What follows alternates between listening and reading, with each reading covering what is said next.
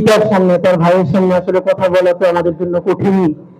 আমার মনে আছে যে গত বছর এই দিনে আমরা ইনকিলাব মঞ্চ থেকে কুষ্টিয়ার কুমারখালীতে শহীদ আবরার সাহাবের কবর জিয়ারত করতে গিয়েছিলাম, কারণ আমরা মনে করছিলাম এই যে আজকে 24 হতে পারলো এবং যেই চিন্তা থেকে অনুপ্রাণিত হয়ে বাংলাদেশের অ্যাপলিটিক্যাল জেনজি সব থেকে বেশি পলিটিক্যাল হয়ে উঠলো, তার যদি 3টা অনুঘটক থাকে, তার প্রধানতম অনুঘটক হচ্ছে শহীদ আবরার। এবং সুতরাং এই 24 পরবর্তী নতুন বাংলাদেশে আমরা যদি জাতিগতভাবে কয়েকটা ফিগারকে সেলিব্রেট করি আধিপত্যবাদের বিরুদ্ধে, আগ্রাসনের বিরুদ্ধে, আমাদেরকে বারবার শহীদ আবরারের কাছে যেতে হবে। তো আমরা গত বছর কবর জিয়ারত করেছিলাম এবং আমার খুব কিছু ব্যাপার আছে না যে আপনি ওখানে না গেলে আসলে অনুভূতি তৈরি হবে না। আমরা গত বছর যখন গেছি তখন গিয়ে দেখি যে শহীদ আবরারের দাদা যান তিনি বেঁচে আছেন, এবং আমরা ঢাকা থেকে এসেছি কবর জিয়ারত কথা শুনে, এত বড় বৃদ্ধ, উনি হাঁটতে পারেন না, তবুও তিনি একটা জামা কাঁধে পেলে তারপরে কবর পর্যন্ত আসলেন। আমরা সবাই মিলে যখন কবর জিয়ারত করছিলাম, আমরা সবাই মিলে কান্নাকাটি করছিলাম, সেই সময়টা মনে পড়ে। এই চিন্তাটা করে আমরা এত বারবার অসুস্থ হয়েছি যে বুয়েট থেকে শাহবাগ থানা কয় মিনিট, রাজধানীর প্রাণ কেন্দ্রে। একথাটা বলে ফেলি যে আমরা কবর জিয়ারত করে তারপরে আবরারদের বাসায় গিয়েছিলাম। তো আন্টি অনেক কথা বলতে বলতে একটা মানুষের মধ্যে কি পরিমাণ ট্রমা হলে আমরা বলছিলাম যে আন্টি আমরা এটাকে জাতীয় আগ্রাসন বিরোধী দিবস হিসেবে ঘোষণা করেছি, আপনিও কিছু বলেন। তো তার থেকেও তার জন্য সব থেকে ট্রমা, সে বলে দেখো তোমরা এই নিয়ে আর বেশি কিছু করবা কিনা, তোমরা আর আমার ছেলেটার মতো তোমাদের ভাগ্য না হয়।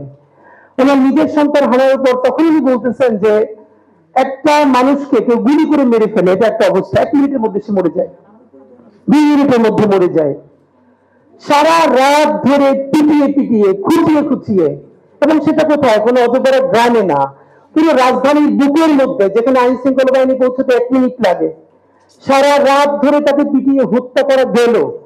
এইটা যখন কোনো মা, কোনো বাবা, তার পরিবার মনে করে, তাদের জীবনটা স্বাভাবিক হওয়া কোনোভাবেই সম্ভব না।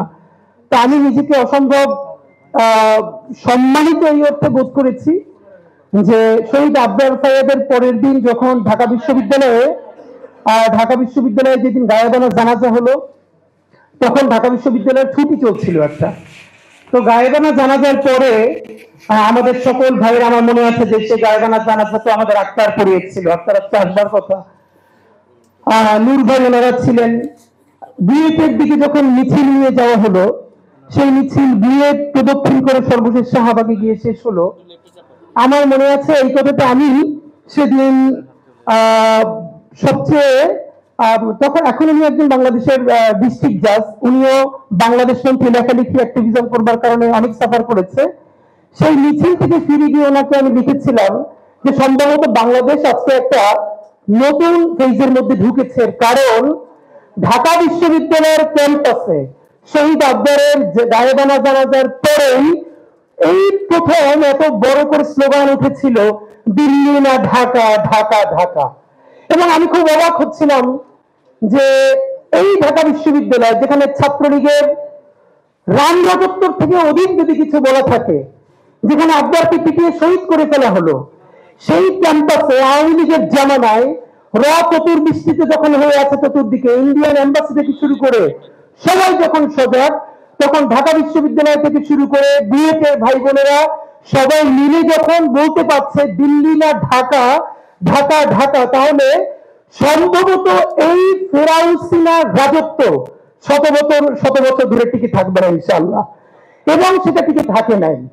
তো আমি আপনাদের মাধ্যমে শুধু আজকে একটাই কথা বলি, সেটা হলো আমরা এই গণ অভ্যুত্থানের 1 বছর পার হয়েছি, এইটা অত্যন্ত কষ্টকর। আমরা কেউ যেটা ফাইয়াজ কয়েকটা শোতে বলেছি, আমি খেয়াল করেছি, প্লিজ আমরা যেন আমাদের ন্যাশনাল হিরো গুলোকে কোনো দলের বানায় না ফেলি। এখন এখানে একটা সমস্যা হলো, কেউ যদি কোনো দলের প্রতি সিম্প্যাথেটিক হয়, আমি ধরে নিলাম তর্কের সাথে, ধরেন আবরার কোন এক সময় শিবিরের সমর্থক ছিল, এটা আর্গুমেন্টের জন্য ধরে নিচ্ছি, এর মানে কি তাহলে এই পরিচয়ের কারণে আবরারকে হত্যা করলে তার পক্ষে দাঁড়ানো যাবে না? তাহলে একই কথা আসবে যে ছাত্রদলের যদি কেউ মরে যায় তাহলে তার পক্ষে দাঁড়ানো যাবে না? অধিকার পরিষদের কেউ যদি, এর মানে হলো ইনসাফ। এই ধারণাটা আমাদের সমাজে এখন পর্যন্ত আমরা পরিষ্কার করতে পারি নাই। আমরা বারবার বলেছি আমাদের শত্রুর সাথে আমরা ইনসাফ চাই, যে ছাত্রলীগ সরাসরি গণহত্যা করে নাই, গুম করে নাই, হত্যা করে নাই, ধর্ষণ করে নাই, তার বিরুদ্ধে মিথ্যা মামলা দেওয়া যাবে না, এটা আমি হাজারবার বলেছি। আমি ইনসাফ চাই, আমি ইনসাফ জুলুমের বিপরীতে আরেকটা জুলুম চাই না। সুতরাং এইখানে বরং আজকে যেটা ভালো হতো, এই ডাকসুর জন্য এটা অত্যন্ত সম্মানজনক যে তারা এই প্রোগ্রামটা আয়োজন করেছে। আমি বরং দেখতে চাই ছাত্র দল এর থেকেও বড় একটা প্রোগ্রাম আমাদের শহীদ আবরার সাহেবকে নিয়ে করুক, আবরারকে নিয়ে করুক। এরপরে আমাদের এনসিপির ভাইয়েরা, বাংলাদেশপন্থী যতগুলো রাজনৈতিক দল আছে, রাজনৈতিক শক্তি আছে, তারা সবাই মিলে বড় বড় প্রোগ্রাম করুক। আমাদের আবরারের এই চেতনা, এইটা শুধু ঢাকা বিশ্ববিদ্যালয়ের বুয়েটের মধ্যে তো রাখলে চলবে না, এটাকে আমাদের বাংলাদেশের প্রত্যেকটা প্রাইমারি স্কুল পর্যন্ত পৌঁছে দিতে হবে। এবং আমাদের আবরার কি বলেছিল, ভারতীয় আধিপত্যবাদ। আপনি ভাবেন যে একটা ফেসবুক স্ট্যাটাস এত ভয়ানক হয়ে উঠতে পারে ভারতীয় আধিপত্যবাদের বিরুদ্ধে। সেই বিশ্বনাথের সুষম বন্টন নিয়ে কথা বলেছে, তারপরে কি হয়েছে। আমরা আজকে এটাই শুধু বলতে চাই, আমরা আবরার সাহাদকে এই জন্য সেলিব্রেট করবো না শুধু যে আবরার সাহাদ শহীদ হয়ে আমাদেরকে নতুন বাংলাদেশ দেখিয়েছে, বরং আমরা স্পষ্ট দেখতে পাচ্ছি বাংলাদেশের সামনে আগ্রাসন এবং আধিপত্যবাদ আরো শতগুণ, হাজারো গুণ, লক্ষ গুণ শক্তি নিয়ে আবারও ধাবিত হচ্ছে। বাংলাদেশের যেই স্বাধীন সীমান্তে আবার যদি আগ্রাসন নেমে আসে, আবার যদি আধিপত্যবাদ নেমে আসে, তাহলে আমাদেরকে প্রস্তুতি নিতে হবে। আবারও কোটি কোটি আবরার, শুধু বুয়েট নয়, বাংলাদেশের প্রত্যেকটা শিক্ষা প্রতিষ্ঠানে নেমে আসতে হবে। আমাদের পরবর্তী প্রস্তুতি স্বাধীন সীমান্ত তৈরি করা, সার্বভৌম বাংলাদেশ প্রতিষ্ঠা করা। আর সেই স্বাধীন সার্বভৌম বাংলাদেশ প্রতিষ্ঠার জন্য আমাদের লক্ষ কোটি আবরার লাগবে। এই আবরারটা শুধু কোনো দলের হবে না, সারা বাংলাদেশের হবে। মাহমুদ ভাইকে আমি বিশেষ করে ধন্যবাদ জানাই। উনি বাংলাদেশে ফেরত এসে 5 দিন জেলে ছিলেন, এরপরে 7 দফা দিয়েছিলেন জাতীয় প্রেস ক্লাবে। এর মধ্যে একটা ছিল বঙ্গবন্ধু এভিনিউকে শহীদ আবরার সাহেব এভিনিউ ঘোষণা করতে হবে।